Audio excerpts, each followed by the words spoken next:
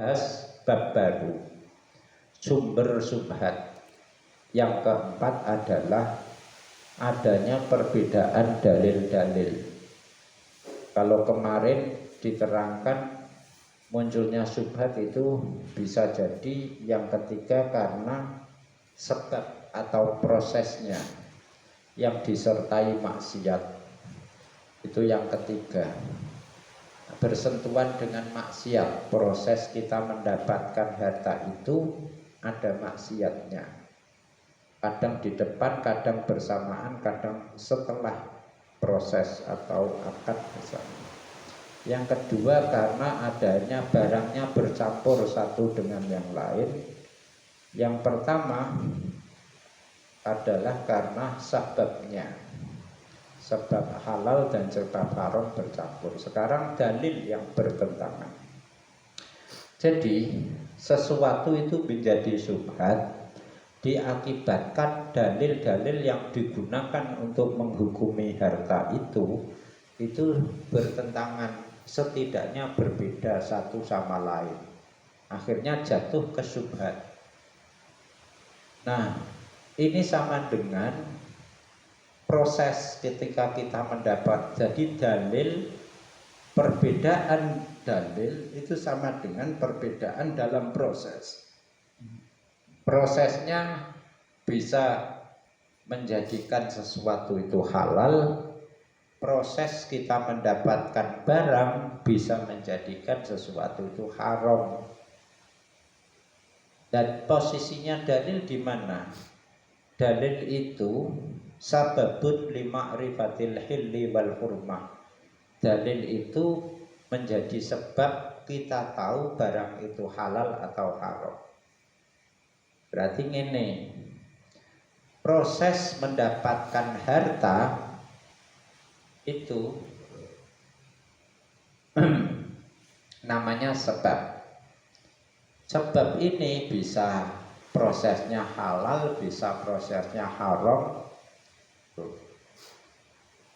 Sementara kalau dalil itu dasar, ya, dasar harta itu dihukumi halal atau haram. Jadi dasar mengetahui harta itu halal atau haram, untuk dasar mengetahuinya itu disebut dalil. Jadi kudu dibedakno antara dasar yang mendasari sesuatu itu halal atau haram, dalil, atau proses kita mendapatkan harta itu halal atau haram, itu sabab. Nah berarti piye kita tahu sesuatu halal atau haram itu dari dalil, gitu ya. Tuh. Pertama, terus terjadi proses. Nah, prosesnya juga halal. Ya berarti halal secara proses dan halal secara dalil.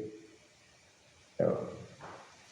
Tapi begini, dalil ini kalau kita tahu, bisa jadi kita dalilnya salah, prosesnya benar, atau sebaliknya. Oh tidak boleh. Dan menurut kita dalilnya berdasarkan dalil harta ini halal, sehingga kita proses dengan proses yang halal, harta itu jadi halal. Tuh. Tapi bisa jadi prosesnya sih kita tahu halal, tapi ternyata dalilnya kita salah. Berarti ya sudah. Berarti ini kita anggap halal tapi ternyata salah, kan ijtihadnya salah. Tuh. Dan jaro sababun fi ilmillah. Di dalil itu kan ada berangkat dari ijtihad ya. Ijtihad itu bisa benar bisa salah. Tuh. Dalam ijtihad kita ini halal, ternyata oleh Allah haram. Atau sebaliknya, berdasarkan ijtihad kita harta ini haram, ternyata hakikatnya menurut Allah halal. Tak apa-apa, wong istihad benar itu pahalanya 2, kalau salah pahalanya 1. Taunya benar atau salah kapan? Ya somben nek akhirat itu. Tanya sama Gusti Allah. Kalau di dunia tidak ada yang bisa dipastikan. Tuh. Oleh karena itu prinsipnya sampean istihad, saya istihad. Hasil istihad sampean berbeda dengan saya, maka saya harus menganggap ijtihad saya benar, tapi bisa jadi salah. Dan saya menganggap ijtihadnya sampean harus saya anggap salah, meskipun kemungkinannya juga benar. Nah, sekarang dalil. Dalil ini menjadikan syubhat karena 3. Pertama, dalil syariatnya berbeda. Yang kedua, karena tanda-tanda, ya, tanda-tanda yang menyertai harta itu berbeda. Berarti bukan dalil syariat ini, dalil sekedar petunjuk. Nanti akan dicontohkan.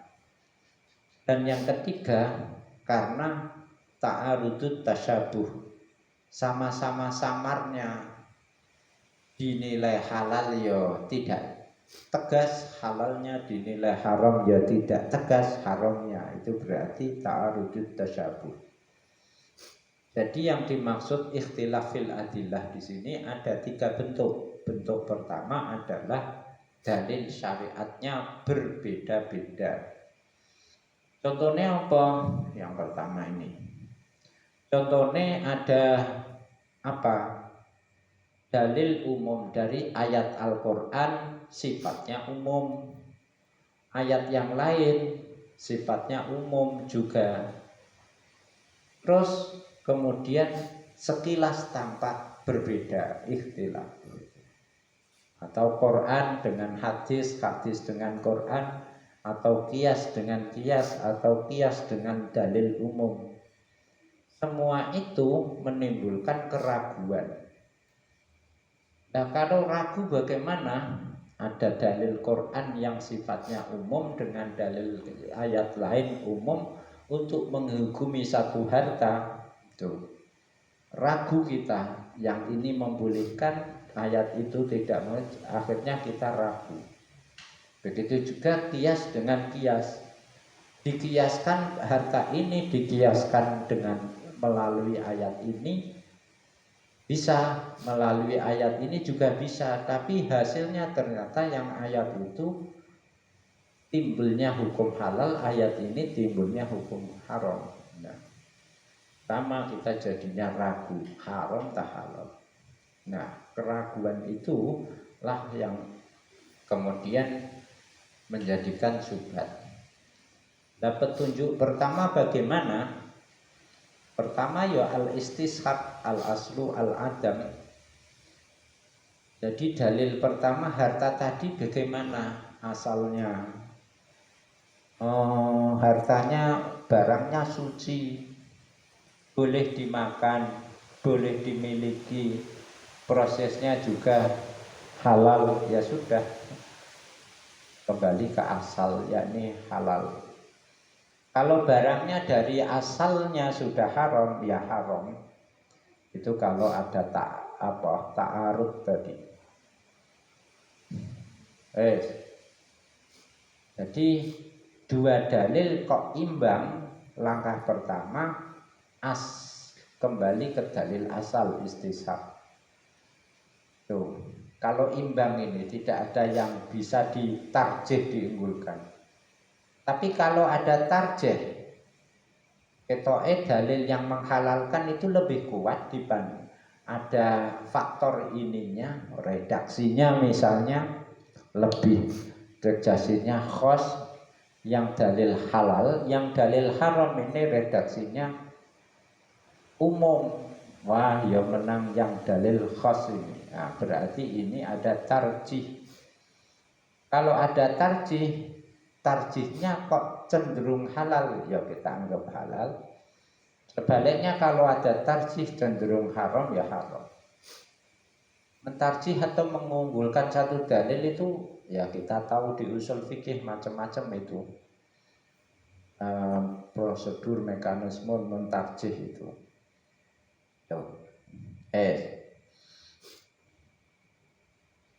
Ini meskipun ada tarjih, tapi dalil ini mengatakan boleh yang itu tidak. Disinilah kita diuji sifat wirainya kita.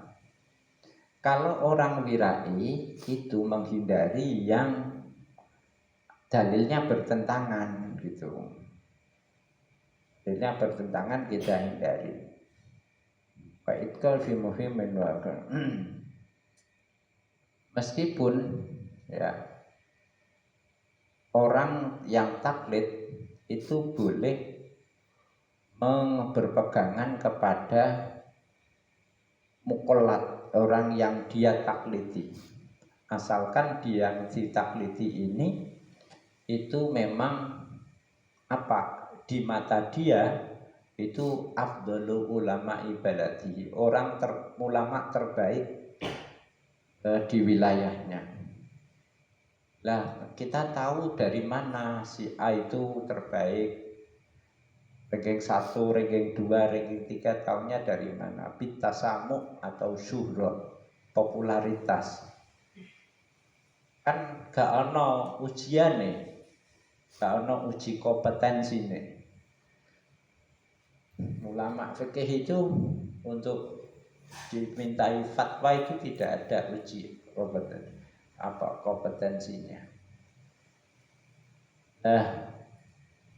Iku ngalim maca kitab Twitter. Iya maca kitab iku maca.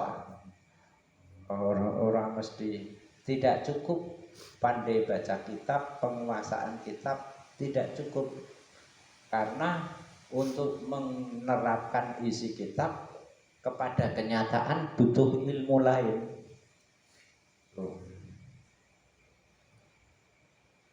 Atau sebaliknya, ada orang yang tidak bisa baca kitab, tapi paham betul fikih misalnya, bisa jadi begitu. Saiki apa sih sing ora iso mbok sinaoni? Kowe takok apa iso? Tak ngandel takoki ChatGPT deh. Anjen AI itu luar biasa. Takok apa iso? Lenggong aku. Lenggong. Pokoknya mbok takoki apa iso? Wis nyedak-nyedaki Gusti Allah lah. Pokoknya ya mbok takoki, kowe takok apa? Pokoknya pertanyaanmu detail, rinci itu dijawab.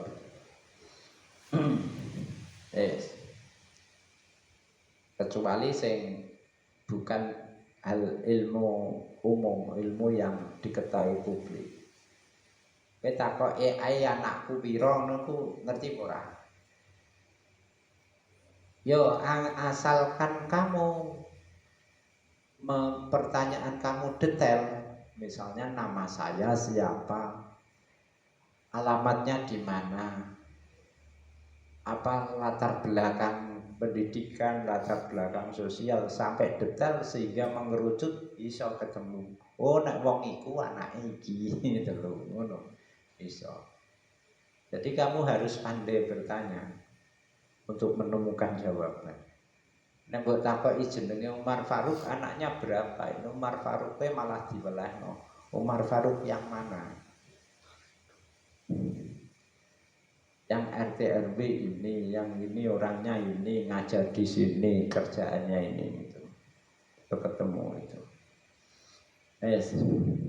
Nah, untuk jawaban konti, yo dia ngolah data sak dunya itu dia, pokoknya sing data sing dilebokno internet diolah deh, ketemu. Aku lah yo ngono, aku ya takok ke AI tak takoki. Sing ngelacak anakku piro sapa? ditakokno sing melacak ngono. Sing wektune dinane iki, jam iki gitu ya, gitu.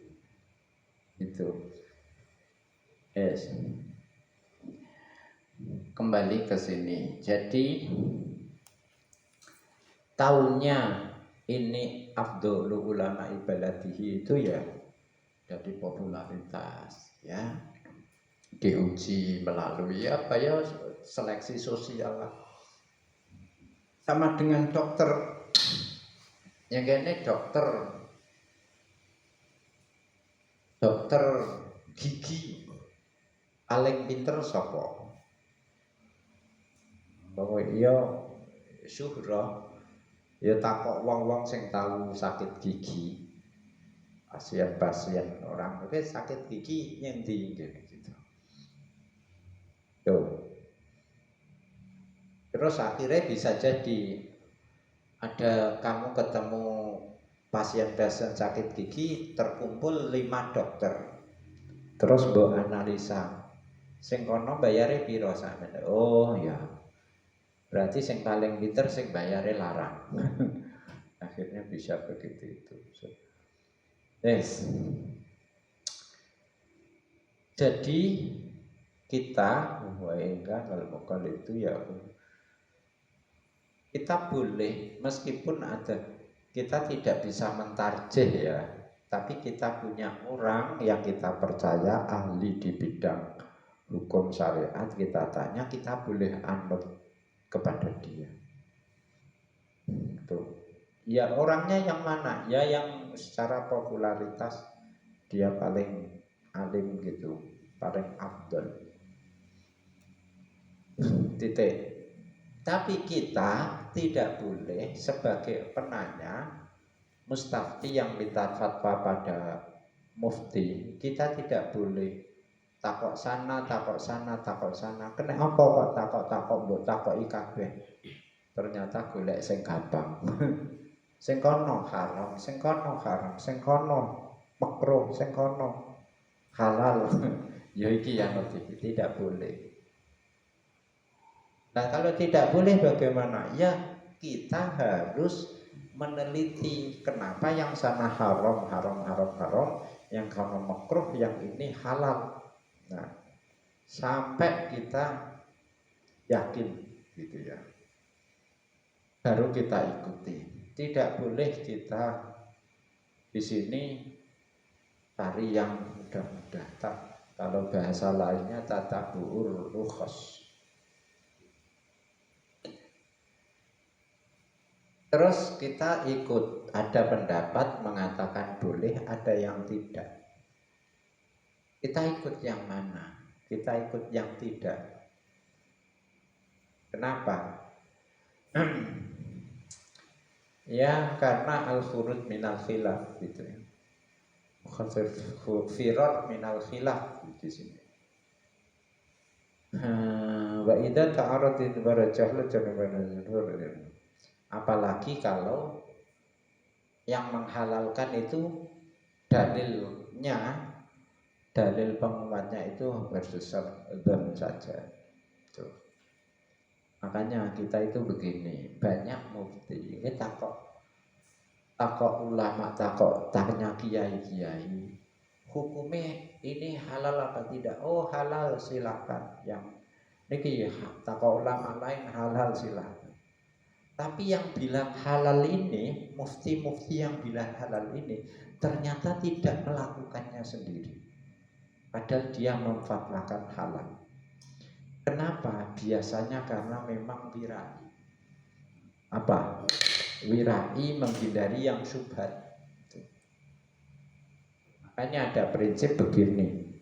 Kalau kamu untuk hukum, kamu jika ditanya hukum oleh orang awam, berilah yang mudah. Tapi kalau untuk kamu terapkan diri kamu sendiri, pakailah yang berat. Itu sudah jadi kaidah itu. Kita itu longgar, luwes kepada orang, tapi ketat kepada diri kita sendiri.